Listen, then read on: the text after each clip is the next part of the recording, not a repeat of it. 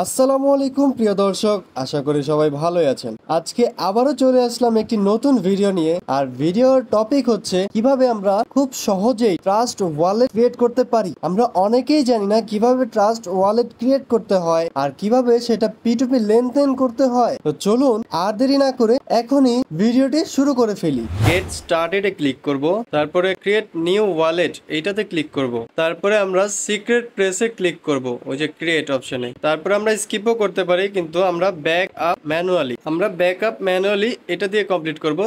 তাই এই back up ম্যানুয়ালিতে click করব। আমরা এখান থেকে সবগুলো টিক চিহ্ন অ্যালাউ করে দিব, 3টা টিক চিহ্ন এটা অ্যালাউ করে দেওয়ার পরে কন্টিনিউতে ক্লিক করব। এইখানে আমাদের একটি সিক্রেট প্রেস দেওয়া হবে, সেটা আমরা আমাদের ফোনে স্ক্রিনশট হবে না, তাই অন্য একটি ফোন দিয়ে পিক তুলে অথবা কপি করে আমরা সেটাকে কোনো একটা ড্রাইভে মানে জিমেল অ্যাকাউন্টে সেভ করে রাখবো, কোনো একটা জিমেলে সেভ করে রাখবো, যাতে আমাদের ফোন নষ্ট হয়ে গেলেও আমরা এটা আবার ফিরে পাই। কারণ এটা আমাদের অ্যাকাউন্টের মেইন অ্যাক্সেস, এটা হারানো যাবে না, তাহলে আর অ্যাকাউন্ট ফিরে পাবো না। তো এইখানে যেরকম ভাবে দেওয়া আছে সেম কপি করার পরে কন্টিনিউতে ক্লিক করব। এখানে যে পয়েন্টগুলো চাবে একে একে করে যেমন 1 4 7 এরকম করে দিয়ে দিতে হবে। তারপরে দেখে দেখে আবার এখানে বসায়া দেখা দিতে হবে, বসায়া তারপরে কন্টিনিউতে ক্লিক করব। এই তো আমাদের ট্রাস্ট ওয়ালেট ক্রিয়েট করা শেষ। এখন স্টার্ট ইউজিং ট্রাস্ট ওয়ালেটে ক্লিক করব, তারপরে অ্যালাউ চাইলে অ্যালাউ দিয়ে নিব। তো এখন আমরা এখান থেকে লেনদেন করতে পারবো, যেমন সেন্ড আছে, তারপর রিসিভ আছে। তো সেন্ডে গিয়ে আমরা সার্চ করব